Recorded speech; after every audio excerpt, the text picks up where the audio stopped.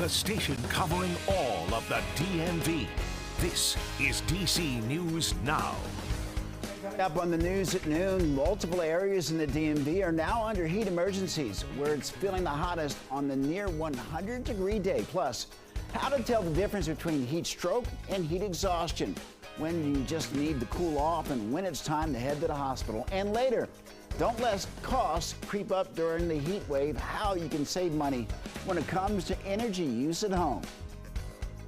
And good afternoon, and thank you for joining us for the news at noon. I'm Mark Hall. It's a DMV first warm day. Once again, meteorologist Damon Matson joined us with the latest check on the heat. And Damon, could we see 100 degrees today in the district or somewhere in the region? Well, Mark, today was the day we were talking about all the way at the start of the week. This is going to be the peak of this heat wave. And yes, we do have the highest possibility of hitting that 100-degree mark. Not that that's any consolation, if you will. It was very close to hitting that the last couple of days. So regardless, just downright sweltering hot for the third consecutive day here. Even Sunday in some locations, we saw the start of this heat wave, and here we are. Heat advisories once again across the entire viewing area, minus the highest terrain of western Maryland. This heat advisory goes until 7 p.m. this evening, as we will see the peak of this heat from now all the way up until the start of the evening. And how about it? We're already at 91 degrees in D.C., Fredericksburg, and Hagerstown, a stifling 93 in Frederick, and much like the last few days, our eastern locations are at their hottest right now, but back to the west, upper 80s, still a little bit cooler, if you will. Not much, though, as you head back into the higher terrain. And here we go. The rest of the afternoon, that mostly sunny sky will continue, and temperatures will continue to creep up through the 90s. By 4 to 5 o'clock is when we should expect those peak temperatures of the day, and that is when we are likely looking at the 100-degree mark across a large portion of the DMV, including D.C., which this would be the first time since 2016 we hit the century mark. And once again, for the third consecutive day, we could be setting records because of this heat. D.C.'s old record stands at 98 degrees, set back in 1954, and Dulles and BWI also standing there with a record of 98, set back in 1983. So we'll keep an eye on these heat records for today, but as we head into Thursday, are we talking about the possibility of some stronger storms rolling in because we have all of this heat in place? We'll have a full check of your forecast coming up in just a bit. All right, Damon, thank you. And heat emergencies are in place this week across the DMV, including in Northern Virginia. And county officials are opening cooling centers and urging residents to check on each other. And one Fairfax County woman says that she actually lost power earlier this week, but she says that she's happy that it came back on as temperatures continue to rise. Me and my kids have asthma, and y'all have us sitting in the heat for 7 to 8 hours with no power. Well, for a full list of resources to stay cool near you, head to DCNewsNow.com and search heat emergency. Well, DC hot weather emergency went into effect, and you might be wondering what this means for you. In general, a hot weather emergency is declared whenever forecasted temperatures or a heat index is over 95 degrees for at least 4 straight days.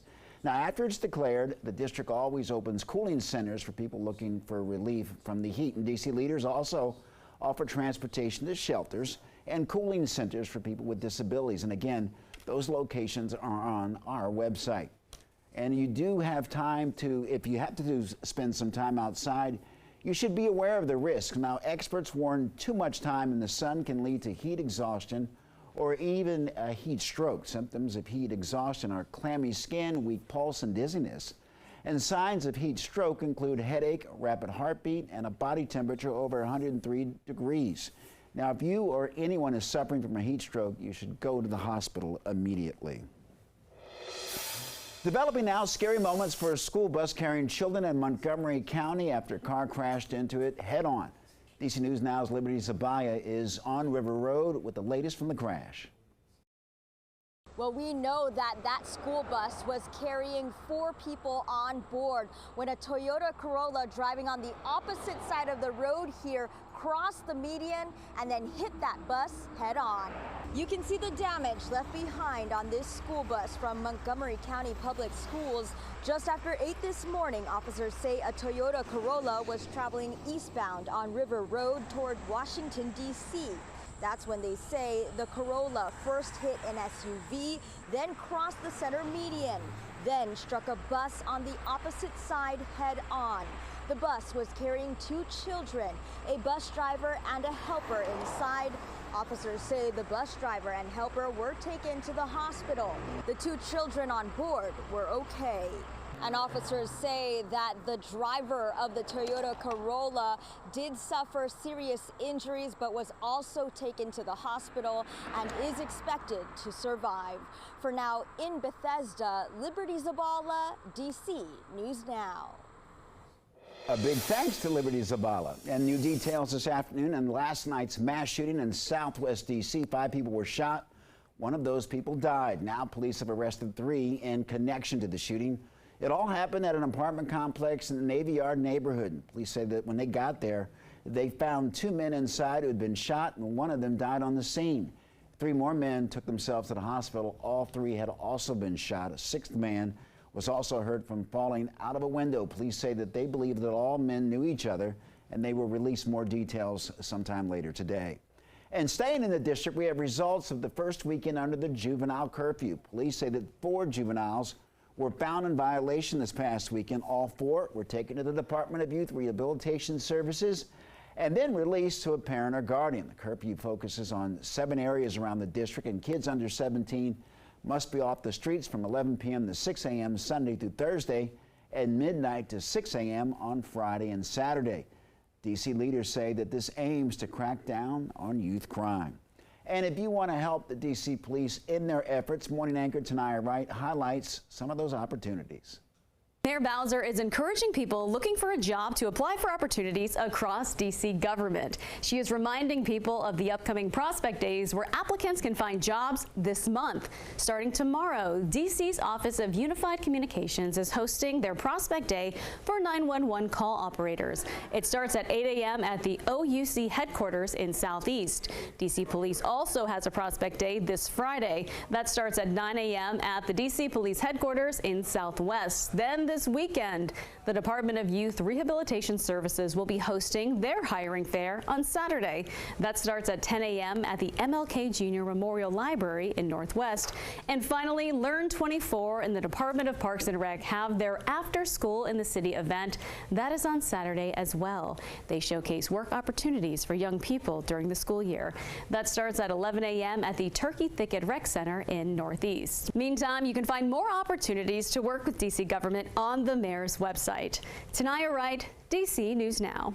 All right, Tanaya, thank you. Developing now, officials in Alexandria are revealing their plan to change the city's zoning policy, and they say that they hope to can bring more housing options at a more affordable rate to the city. And officials say that they want to allow more multifamily housing units.